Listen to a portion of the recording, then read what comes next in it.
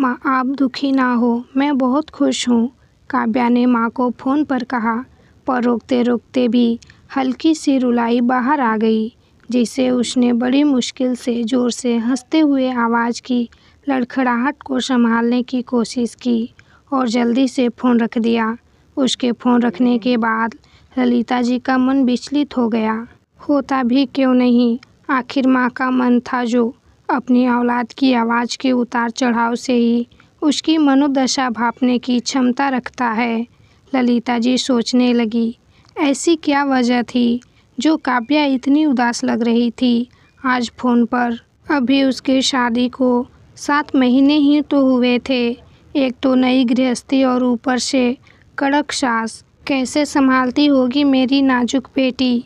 लेकिन साथ ही ललिता जी यह भी जानती थी कि उनकी लाडली काव्या घर गृहस्थी के कामों में थोड़ी कच्ची है और अनुभवहीन भी।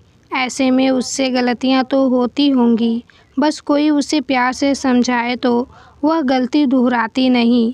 इतना वह अपनी बेटी के लिए गारंटी के साथ कह सकती थी। फिर भी आज किस बात पर काव्या का दिल दुखा होगा, यह जानने की उत्सुकता को वह किसी तरह दबाकर खुद को किसी तरह घर के कामों में और टीवी देखने में लगाए रही कि शाम को काव्या के पापा सुधीर जी आ जाएं तो वो बेटी की रूधी आवाज़ का दर्द उनसे बांटकर कुछ अपने दिल का बोझ हल्का कर सके। घर के छोटे मोटे काम निपटाकर टीवी खोलकर बैठी ही थी कि मन फिर बच्चों के इर्द गिर्द घूमने लगा। कुणाल और काव्या, इन दो बच्चों के बचपन से सजा उनका घर अब सूना सूना हो गया था।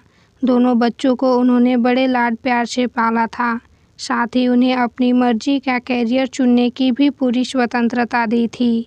काव्या उनकी पहली संतान थी और उन्होंने उसे कुछ ज़्यादा ही लाड से पाला था। उसने MBA करने के बाद जब एक प्रसिद्ध कंपनी में जॉब ज्वाइन कर लिया और बेटे कुणाल ने अपना ड्रीम जॉब एयरफोर्स ज्वाइन करके ट्रेनिंग पर चला गया था। कुणाल के जाने पर उनका पूरा ध्यान काव्या पर चला गया था। ललिता जी अपनी बेटी से खूब लाड लगाती और उसे रसोई वगैरह के काम से थोड़ा दूर ही रखती।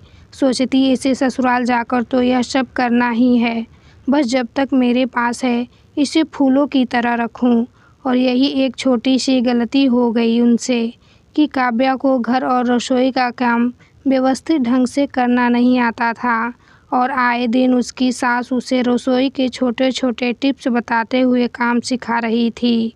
उसी दौरान कभी उनका लहजा सख्त हो जाता तो काव्या अपनी माँ को फ़ोन कर लेती थी। वैसे एक बात अच्छी थी कि रमाकांत जी और अमन उसे कुछ नहीं कहते थे। एक पति के रूप में अमन बहुत सुलझा हुआ था और दोनों एक दूसरे को बहुत प्यार भी करते थे। ललिता जी को याद आया कि अभी काव्या ने अपना MBA समाप्त करके एक कंपनी में नौकरी की शुरुआत की थी कि उनके एक रिश्तेदार ने अमन का रिश्ता बताया था। 2 बड़ी बहनों के बाद अमन कल्याणी जी की और रमाकांत जी की तीसरी औलाद था और वह भी एक कंपनी में इंजीनियर था। रमाकांत जी रिटायर्ड हो चुके थे और उनकी पत्नी कल्याणी जी एक NGO में प्रतिष्ठित पद पर कार्यरत थी। दोनों बेटियों की शादी हो चुकी थी और अमन सबसे छोटा था। एक अच्छी कंपनी में इंजीनियर के पद पर कार्यरत सौम्य स्वभाव वाला अमन काव्या को बहुत अच्छा लगा था। परिवार अच्छा और प्रतिष्ठित था। सिर्फ कल्याणी जी थोड़ी अनुशासन प्रिय लगी। शादी के वक्त यही बात ललिता जी को खटकती थी और ललिता जी का यही डर तब और मुखर हो जाता जब कभी अपनी बेटी की आवाज़ में उदासी देखती। इसके पहले भी काव्या अक्सर बताती रहती थी कि उसकी सास किस तरह उसे गृहस्थी के कार्य सिखाती है और इस क्रम में कभी कभी कुछ सख्त भी हो जाती थी, पर ललिता जी ज़्यादा कुछ नहीं बोलकर उसे समझाती कि वो ध्यान लगाकर काम किया करे। आज भी फ़ोन पर काव्या की आवाज़ से लगा कि वो आज रोई है तो माँ का हृदय द्रवित हो गया। सच तो ये था कि ललिता जी का बहुत बार मन किया कि एक बार फिर से फ़ोन लगाकर बेटी के दिल का हाल पूछ ले, पर बहुत मुश्किल से खुद को रोका। उन्हें पता था आज जिस किसी वजह से भी काव्या दुखी होगी उनके दोबारा फ़ोन करने से भरभराकर सब कह देगी और हो सकता है आवेश में उनके मुंह से भी काव्या की सास कल्याणी जी के लिए कुछ ऐसे नकारात्मक शब्द निकल जाए जिससे काव्या अपनी सास को और भी नापसंद करने लगे। इससे आखिरकार सास बहू के बीच दूरियां ही तो बढ़ेंगी। इसलिए खुद को किसी तरह संयत रखा। शाम को जब पति घर आए तो उन्होंने चाय नाश्ते के साथ अपनी चिंता भी परोस दी।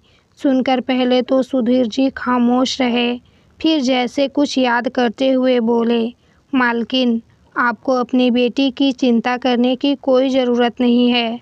हमारी बेटी भोली है लेकिन बेवकूफ़ नहीं। आखिर एक कंपनी की एरिया मैनेजर है। हाँ, घर गृहस्थी में थोड़ी कच्ची ज़रूर है, पर मुझे यकीन है कि हमारी समधन जी उससे वह सब सिखा देंगी जो आपने माँ होने के लाड में नहीं सिखाया था। आपको याद नहीं, जब हमारी नई नई शादी हुई थी तब आप भी अपनी माँ से बात करते हुए ऐसे ही रो पड़ती थी और मेरी माँ की कितनी बुराई करती थी। ज़रा सोचिए, अगर उस वक्त आपकी माँ आपकी हाँ में हाँ मिलाते हुए आपको और भी सह देती तो आपका गुस्सा और बढ़ता और कदाचित हमारी गृहस्थी में इतनी खुशियाँ, इतनी समझदारी नहीं होती जैसी आज है। तो समझ लीजिए अब आपको भी वही भूमिका निभानी है। बेटी जब सास और ससुराल की बुराई करे तभी सह नहीं देकर चुपचाप सुन लेना है बस। बाद में जब उसका मन शांत हो जाए तो उसे प्यार से समझा देना है कि ऐसा हर घर में होता है और आपसी तालमेल से ही घर परिवार में खुशियाँ पनपती हैं। ललिता जी आज मंत्रमुग्ध होकर पति की बात सुन रही थी, जिसमें गृहस्थी की खुशहाली का मूल मंत्र छुपा हुआ था।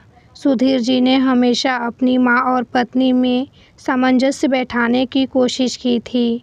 वह प्यार से अपनी पत्नी को मालकिन कहा करते थे और उन्हें मालकिन की तरह ही रखते भी थे और उनकी गृहस्थी में ज़्यादा हस्तक्षेप नहीं करते थे। पर चूँकि आज बात अपनी बेटी की थी तो निष्पक्ष बात तो कहनी ही थी। शाम की चाय से दोनों निपटे ही थे कि काव्या का फ़ोन आया। अभी उसकी आवाज़ में खुशी साफ झलक रही थी। थोड़ी इधर उधर की बातें करने के बाद ललिता जी ने पूछ लिया कि सुबह क्या हुआ था, तो काव्या हंसते हुए बोली कि वो आज सुबह दूध उबलकर गिर गया था तो सासू माँ ने झाड़ पिलाई थी। अभी हम सब आइसक्रीम खाने बाहर आए हैं, साथ में मम्मी जी और छोटी ननद जी भी आई हैं। सबके साथ काव्या के चहकने की आवाज़ से उसकी खुशी का अंदाज़ा लगाया जा सकता था। ललिता जी का उस दिन मन बेटी की हंसी सुनकर शांत हो चुका था। यह बात सही है कि अक्सर माएँ अपनी ससुराल में रहने वाली बेटी की चिंता की वजह से उनकी गृहस्थी में कुछ ज़्यादा हस्तक्षेप करने लगती हैं, जो उचित नहीं है। हर रिश्ते को पुख्ता होने में थोड़ा वक्त तो देना ही पड़ता है और नए रिश्ते में प्रेम के साथ एक दूसरे को अपनाना और नए घर की रीति रिवाज को समझना भी ज़रूरी होता है। तभी एक खुशहाल गृहस्थी की मजबूत नींव पड़ती है। इस कहानी के बारे में आपकी क्या राय है, कमेंट कर ज़रूर बताएं। यदि वीडियो अच्छी लगी तो लाइक और चैनल को सब्सक्राइब करें।